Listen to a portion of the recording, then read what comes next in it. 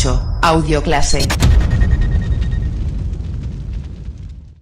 Y en los siguientes minutos en Derecho Administrativo vamos a hablar con el profesor de la disciplina, Francisco Julio Arenas Cabello. Muy buenos días y bienvenido. Buenos días.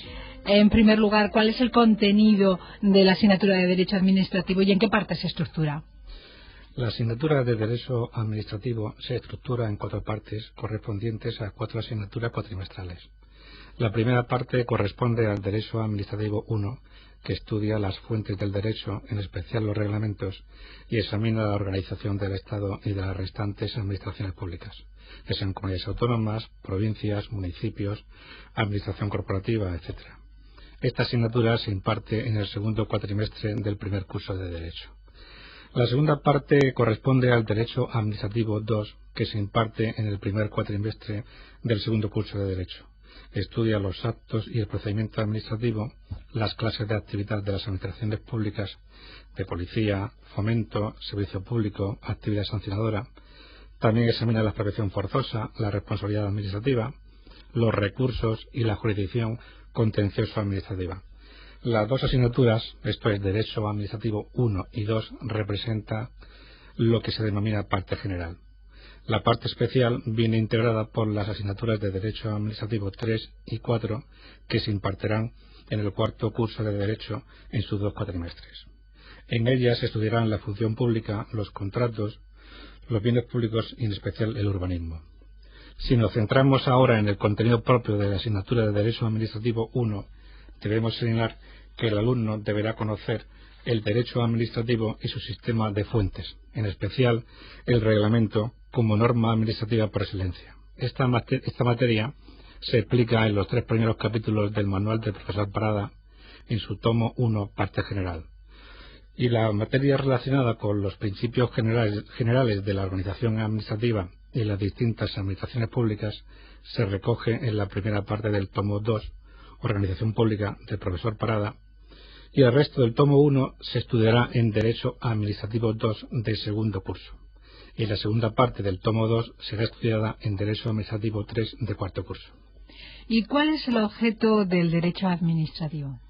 El Derecho Administrativo es aquella parte del ordenamiento jurídico que regula la organización de las administraciones públicas y sus relaciones con los particulares. Para el profesor Parada es el derecho común del derecho público, análogo a lo que el derecho civil es el derecho privado. Para García Enterría, el derecho administrativo es el derecho público interno del Estado, siendo la administración pública la única personificación interna del Estado y el instrumento de relación permanente y general con los ciudadanos.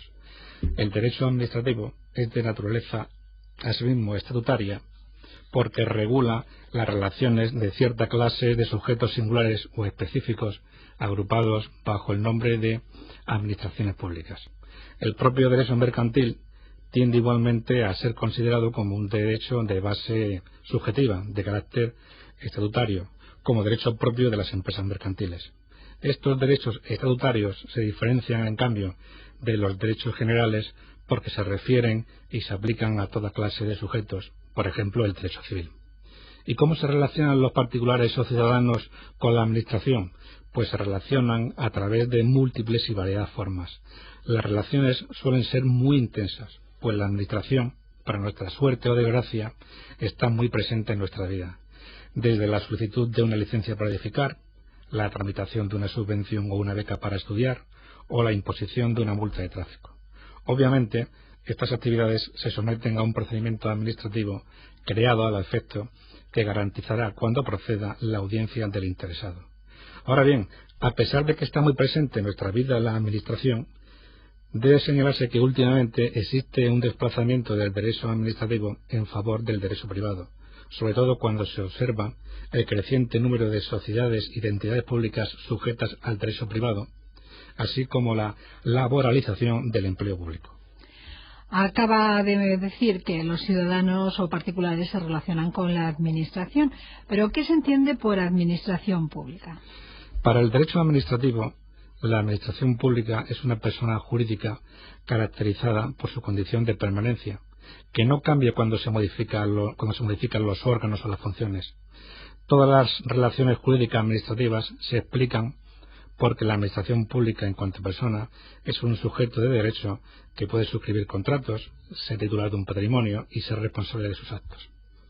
La propia ley de la jurisdicción contencioso administrativa se refiere a este conjunto de organizaciones con personalidad jurídica propia cuando señala en su artículo 1.2 que se entenderá a estos efectos por administraciones públicas la Administración General del Estado, la Administración de las Comunidades Autónomas, las entidades que integran la Administración local y las entidades de derecho público que sean dependientes o estén vinculadas al Estado, las comunidades autónomas o las entidades locales.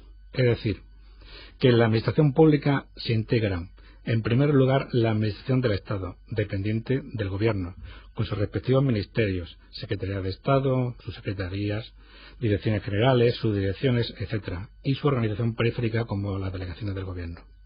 En segundo lugar, pertenecen a la Administración Pública las demás administraciones territoriales, esto es, los municipios, las provincias y las comunidades autónomas.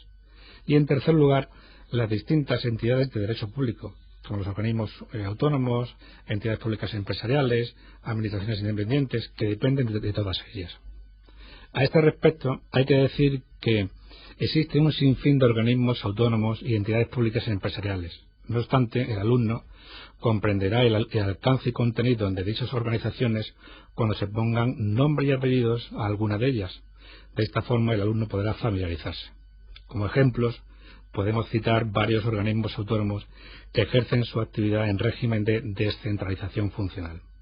Así, en el ámbito de la Administración del Estado, podemos citar al Consejo Superior de Deportes o al Museo Reina Sofía, adscrito a los Ministerios de Educación y de Cultura respectivamente. Igualmente, en el ámbito de la Administración Territorial, en las comunidades autónomas, existen organismos autónomos, por ejemplo en la Comunidad de Madrid, el IBIMA, el Instituto de la Vivienda de Madrid, adscrito a la Consejería de Obras Públicas y Urbanismo. Y en el ámbito de la Administración local, el alumno podrá consultar en sus respectivos municipios qué organismos autónomos existen. A este capítulo de la Administración institucional dedicaremos probablemente el siguiente programa de radio. Para concluir qué administraciones se integran en la Administración Pública, debemos señalar que en principio se excluyen aquellas organizaciones estatales o poderes públicos como las Cortes Generales, parlamentos autonómicos, jueces y tribunales, pues no se rigen por el derecho administrativo, sino por reglas propias del derecho constitucional o parlamentario, o bien por sus respectivas normas orgánicas, dado que no ejercen como administración pública. Ahora bien, cuando éstas ejercen una actividad administrativa, por ejemplo, suscribiendo contratos, administrando su patrimonio o gestionando su personal, entonces sí se rigen por el derecho administrativo. Hemos visto a lo largo de estos minutos lo que es el objeto del derecho administrativo y lo que es también la administración pública. Estos temas son los que van a tener que estudiar, en este caso, los alumnos de Administrativo 1. Y ya que este es el primer contacto que tenemos con ellos en este cuatrimestre, ¿nos podría dar, profesora Arenas, algunas orientaciones o consejos para el estudio de esta materia? Pues sí, en primer lugar, el alumno deberá hacerse con el programa de la asignatura, cuyo contenido constituye el objeto del examen y que aparece publicado en la página web de la Facultad de Derecho, más exhaustivo y pormenorizado que el recogido en la guía del curso. Se recomienda, para una mejor comprensión de la asignatura, la lectura de la parte histórica y del derecho comparado de las respectivas instituciones de derecho administrativo. Si bien el examen consistirá en preguntas relacionadas con el derecho vigente o positivo. Por tanto, el alumno deberá familiarizarse con la legislación en vigor mediante un código de leyes administrativas que complementará al manual recomendado ya citado. No obstante, el alumno podrá hacer uso de otra bibliografía para prepararse la asignatura si así lo desea, utilizando los manuales de García de Enterría, Garrido Falla o Santa María Pastor. El alumno en cada tema deberá hacer una lectura atenta para captar las ideas centrales y básicas, ayudándose de esquemas y resúmenes. La fase de memorización debe venir precedida de otra de comprensión. Pondrá atención en los conceptos y clasificaciones señalados en el manual, a la letra cursiva y en negrita, y se recomienda estudiar el articulado contenido en dicho manual remitiéndose al Código de Leyes Administrativas y notas al pie de página allí indicadas. Esta asociación de ideas permitirá al alumno una mayor comprensión de los preceptos. Como medio de apoyo, el alumno dispondrá de la plataforma virtual donde podrá participar en foros temáticos o de consulta general. Igualmente, los centros asociados podrán organizar convivencias por los alumnos con los profesores de la sede central. También contará con el apoyo del profesor tutor del centro asociado correspondiente, así como del equipo docente de la sede central para resolver sus dudas. Por último, conviene señalar que el examen, de duración 1 hora y media, consistirá en 5 preguntas en espacio tasado, de las cuales 1 o 2 podrán ser formuladas en forma de supuesto de hecho. La valoración será global y las 5 preguntas tendrán el mismo valor. Sin embargo, como se indica claramente en la guía del curso, la falta de respuesta o una respuesta muy deficiente a 2 de las preguntas no permitirá alcanzar la calificación de apto. Pues con estos consejos y orientaciones e información que ha dado a los alumnos vamos a concluir el tiempo que hemos dedicado al derecho administrativo. Gracias, profesora Arenas, por haber estado estos minutos aquí. Gracias a ti.